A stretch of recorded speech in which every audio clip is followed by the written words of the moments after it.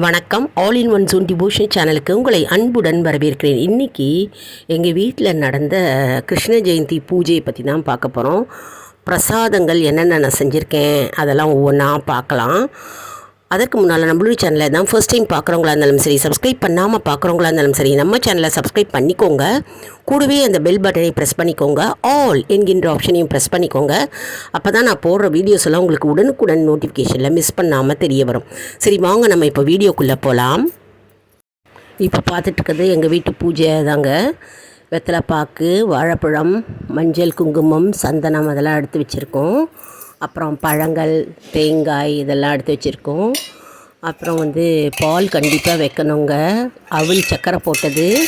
அதுக்கப்புறம் அவல் பாயசம் செஞ்சுருக்கிறேன். அவல் பாயசம் ரொம்ப முக்கியம் கிருஷ்ண பகவானுக்கு. இல்லை அவலில் சக்கரை போட்டும் வச்சுக்கலாம், எப்படி வேணால் செய்யலாம். அப்புறம் தயிர் வச்சுருக்கோம். பகவானுக்கு பிடித்தது இல்லையா, கிருஷ்ணருக்கு ரொம்ப உகந்தது தயிர்.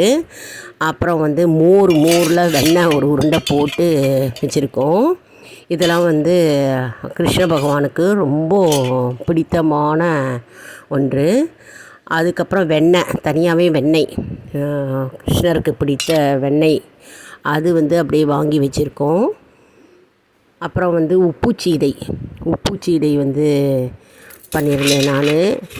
அந்த உப்புச்சீடை வச்சுருக்கோம். அதுக்கப்புறம் வெள்ளைச்சீடை, வெல்லம் போட்ட இனிப்பு சீடை, அந்த வெள்ளைச்சீடையும் அதுவும் வச்சுருந்தோம். உப்புச்சீடை அதாவது அரிசியை லேசாக வறுத்துட்டு நம்ம மிஷினில் அரைச்சி நம்ம உளுத்தம்பொடி கொஞ்சமாக போட்டு உப்பு போட்டு எள்ளு போட்டு பிசைஞ்சி உருட்ட வேண்டிதான். வெள்ளைச்சீடையும் அதே மாதிரி நல்லாவே வறுத்துக்கணும். வெள்ளைச்சீடைக்கு வறுத்துண்டு வறுத்த உளுத்தம்பொடி போட்டுட்டு அதில் எள்ளு போட்டு வெள்ளை கரைச்சலை ஊற்றி பிசைஞ்சி உருட்டி எடுக்க வேண்டியது தான். அதுதான் வெள்ளைச்சீடையும் உப்புச்சீடை பண்ணியிருக்கோம். ஆஸ் யூஷுவல் கிருஷ்ணருக்கு பிடித்த எல்லா ஐட்டமும் வச்சுருக்கோம். அதுக்கப்புறம் வீட்டில் நம்ம பூஜை அறையில் கோலம் போடணும். எப்போவுமே கோலம் போடணுங்க. கிருஷ்ணரை பாருங்கள், படத்தை எடுத்து வச்சுருக்கோம். அதாவது தான் முகூர்த்த கோலம்ன்றது முகூர்த்த கோலம் போடுவோம். அதுக்கப்புறம் கிருஷ்ணருடைய பாதங்கள், கண்டிப்பாக பாதங்கள் போடணும். அதாவது வாசல்லேருந்து உள்ளுக்குள்ளே பூஜை ரூமில் வரா மாதிரி நம்ம கோலம் போடணும். அதாவது பகவான் வாசல்லேருந்து நம்ம வீட்டுக்கு வரார் அப்படின்ற ஐதீகம். அதனால தான் நம்ம வாசல்லேருந்து வீட்டுக்குள்ளே வரா மாதிரி சின்ன சின்னதாக அழகாக கிருஷ்ணர் கோலம் போடலாம். இது வாசப்படி அலங்காரங்க. வாசப்படியில் மகாலட்சுமி வாசம் செய்கிறார் இல்லையா, அதனால் வாசப்படியில் மஞ்சள் போட்டு குங்குமம் பூ வச்சுட்டு நம்ம இழகோலம், மாக்கோலம், அதாவது அரிசியை ஊற வச்சு அரைச்சி நம்ம மாக்கோலம் போடணும். இழக்கோலம் இது இந்த மாதிரி வட்டம் வட்டமாக போட்டு இந்த மாதிரி போட்டு டிசைன் பண்ணியிருக்கேன். எப்படி இருக்குது அப்படின்னு சொல்லுங்கள் கமெண்ட் செக்ஷனில். இது விநாயக பெருமாள் எங்கள் வீட்டு வாசலில் இருக்கிறது அலங்காரம் பண்ணி வச்சுருக்கோம். இது துளசி மாடங்க. விளக்கேற்றி வச்சு துளசி மாடத்துக்கு அலங்காரம் பண்ணியிருக்கோம். இது ஃபுல்லாக பூஜை அறையில் கிருஷ்ண பகவான் எப்படி இருக்கார் பாருங்கள். சாமந்தி பூ கிடச்சிது, சாமந்தி பூ வச்சு அலங்காரம் பண்ணியிருக்கோம். துளசியாலையும் நீங்கள் அர்ச்சனை பண்ணலாம். துளசி ரொம்ப ரொம்ப முக்கியங்க. அத்தனை பூலையும் வச்சு நீங்கள் அர்ச்சனை பண்ணினாலும் சரி, ஒரே ஒரு துளசி வச்சு அர்ச்சனை பண்ணாலே அவர் மகிழ்ச்சி அடைவாராம். ரொம்ப ரொம்ப பிரியமானது கிருஷ்ண பகவானுக்கு, பெருமாளுக்கு. அதனால் துளசி வச்சு நம்ம அர்ச்சனை பண்ணலாம்.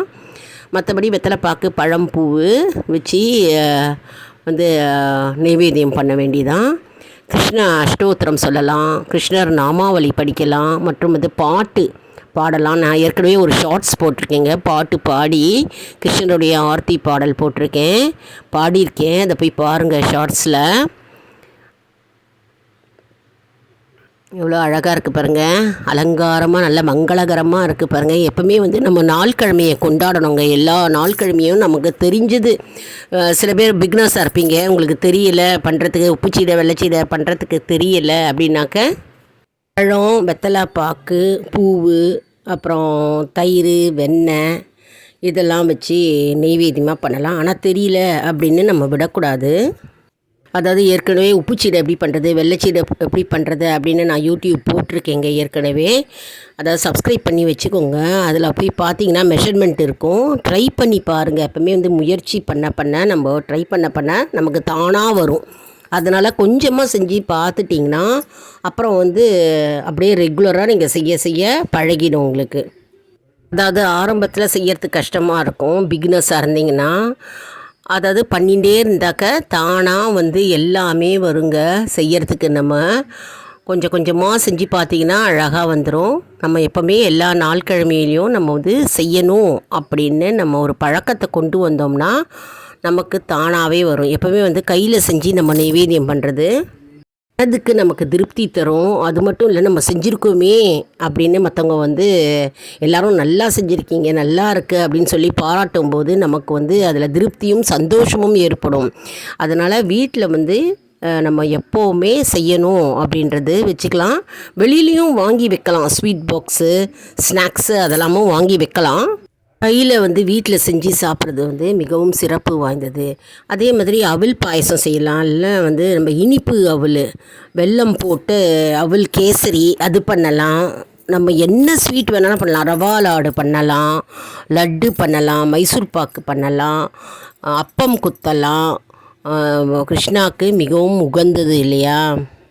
அப்புறம் மஞ்சள் பிள்ளையாரை பிடிச்சி வச்சு விநாயகர் பெருமானை முதல்ல சேவித்து, முதல் கடவுளாச்சு இல்லையா, அவரை சேவித்து அவரை வந்து அவருக்குரிய மந்திரங்களும் ஸ்லோகத்தையும் சொல்லிட்டு புஷ்பத்தையும் நம்ம அவருக்கு சமர்ப்பித்து அதுக்கப்புறம் கிருஷ்ண பகவானுடைய அஷ்டோத்திரம் நாமாவளி படிக்க வேண்டும்.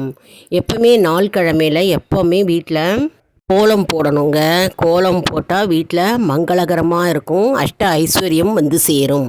அது மட்டும் இல்லைங்க, எந்த படத்தை நம்ம எடுத்து வச்சு நம்ம பூஜை பண்ணுறோமோ நம்ம வந்து அந்த மனைனா அதான் பலகாயில் வந்து நம்ம வந்து இழக்கோலம் போட்டுச்சு அது மேலே தான் நம்ம வந்து எந்த படத்தையும் நம்ம வைக்கணும். வச்சு சந்தன குங்குமம் வச்சு தூப தீபம் காண்பித்து விளக்கு ஏற்றி நம்ம வந்து பகவானுக்கு அர்ச்சனை செய்து பூக்கள் நிறையா வாங்கி அவருக்கு அர்ச்சனை செய்யணுங்க. வாசனை மிகுந்த பூக்கள் இருந்ததுன்னா அது வாங்கி அவருக்கு அர்ச்சனை செஞ்சு நம்ம வந்து கற்பூர ஆர்த்தியும் சாம்பிராணியும் காட்ட வேண்டும். அதுக்கப்புறம் நம்ம நெய்வேத்திய பொருட்களை வச்சு நம்ம நெய்வேத்தியம் செஞ்சு நாமும் உண்ணலாம். அதே மாதிரி அன்றைய தினம் வந்து விஷ்ணு சகஸ்ரநாமம், நாராயணியம் இதெல்லாம் படிக்கலாம். கிருஷ்ணர் ஆர்த்தி பாடலாம். அது மட்டும் இல்லைங்க, நம்ம கோவிலுக்கு போய் நம்ம கிருஷ்ண பகவானை தரிசனம் செய்ய வேண்டும். கண்டிப்பாக கிருஷ்ண பகவானை நம்ம தரிசனம் செய்ய வேண்டும். இது வந்து நம்மளும் செய்யலாம், நம்ம குழந்தைகளுக்கு, அதாவது வருங்கால ஜெனரேஷனும் அவங்களும் கற்றுக்கணும். நம்ம என்னென்ன செய்கிறோமோ அது வந்து நம்ம குழந்தைகளும் கற்றுப்பாங்க. அதனால் வருங்கால தலைமுறையின் வந்து இதெல்லாம் நம்மளுடைய கல்ச்சரு, நம்மளுடைய பாரம்பரியம், ட்ரெடிஷ்னல் இதெல்லாம் வந்து அவங்களும் கற்றுன்னு நாளைக்கு அவங்களும் செய்வாங்க. அதனால் எல்லா நாள்கிழமையும் நம்ம கண்டிப்பாக கொண்டாடணும். ஒன்றுமே நம்ம செய்யலை, பிரசாதம் செய்யலை அப்படின்னா நம்ம ஜஸ்ட்டு ஒரு விளக்கை ஏற்றி வச்சுட்டு பகவானை நினைத்து நம்ம வந்து பூக்களால் அர்ச்சனை செஞ்சு ஓம் நமோ நாராயணாய நம, ஓம் நமோ நாராயணாய நமக என்று நம்ம இந்த மந்திரத்தை சொல்லி நம்ம பூஜை செஞ்சாலே போருங்க.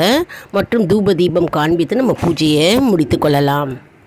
ஸ்ரீராம ராம ராமேதி ரமே ராமே மனோரமே சகஸ்ரநாம தத்துல்யம் ராமநாம வரானனே. ஸ்ரீராம ராம ராமேதி ரமே ராமே மனோரமே சகஸ்ரநாம தத்துல்யம் ராமநாம வரானனே. ராம ராம ராமேதி ரமே ராமே மனோரமே சகஸ்ரநாம தத்துல்யம் ராமநாம வரானனே அப்படின்ற இந்த மந்திரத்தையும் நம்ம சொல்லலாம். அதாவது இந்த மந்திரத்தை சொன்னாக்க விஷ்ணு சகஸ்ரநாமத்தை ஃபுல்லாகவே படித்த பலன் நமக்கு கிடைக்கும். நம்ம வீட்டு பூஜை எப்படி இருந்தது மற்றும் வந்து கோலமெல்லாம் எப்படி இருந்தது அப்படின்னு கமெண்ட் செக்ஷனில் தெரிவிங்க. மாக்கோலம் வந்து போட்டால் வீட்டுக்கு ரொம்ப அழகாக இருக்கும். அதனால் எல்லா பண்டிகையிலையும் மாக்கோலம் போடுறது சிறப்பு. என்ன நண்பர்களே, இந்த வீடியோ உங்களுக்கு மிகவும் பயனுள்ளதாக இருக்கும் என்று நான் நம்புகிறேன். இந்த வீடியோவுக்கு ஒரு லைக் கொடுங்க. இதை மற்றவர்களுக்கும் ஷேர் செய்யுங்கள், அவர்களும் பயனடையட்டும். மேலும் ஆல் இன் ஒன் ஜோன் நண்பர்களுக்கு ஒரு அன்பான வேண்டுகோள். நம்முடைய கம்யூனிட்டி போஸ்ட்டில் கேள்வி பதில் நேரம் வருங்க. அந்த கேள்விகளுக்கு பதில் தாங்க. இதன் மூலம் நம்முடைய ஆன்மீக பயணம் எப்படி இருக்கிறது என்பதை நாம் தெரிந்து கொள்ளலாம் இல்லையா. இது சப்ஸ்கிரைப் செய்தவர்களுக்கு மட்டுமே தெரிய வரும். அதனால் நம்முடைய சேனலை மறக்காமல் சப்ஸ்கிரைப் செய்து கொள்ளுங்கள். அடுத்த வீடியோவில் வேறொரு தலைப்புடன் உங்களை வந்து சந்திக்கிறேன். நன்றி, வணக்கம். இங்கே உங்கள் வீட்டில் கிருஷ்ணருக்கு வந்து 8 மாதிரி கால் போட்டிங்களா, இல்லை கிருஷ்ணருடைய பாதம் வந்து அழகாக கையாலேயே வரைஞ்சி 2 பாதம் அப்படி போட்டிங்களா? அப்படின்லாம் சின்ன குழந்தைங்க இருந்ததுன்னா அவர்களுடைய பாதத்தை வந்து கோல மாவில் நனைச்சி அப்படி போட்டிங்களான்னு எங்களுக்கு கமெண்ட் செக்ஷனில் தெரிவிங்க, நாங்களும் தெரிஞ்சுக்கிறோம். அதே மாதிரி கோலம் வந்து மாக்கோலம் போட்டிங்களா, இல்லை கல்லில் கோலமாவு போட்டிங்களான்ற கமெண்ட் செக்ஷனில் தெரிவிங்க. நன்றி, வணக்கம்.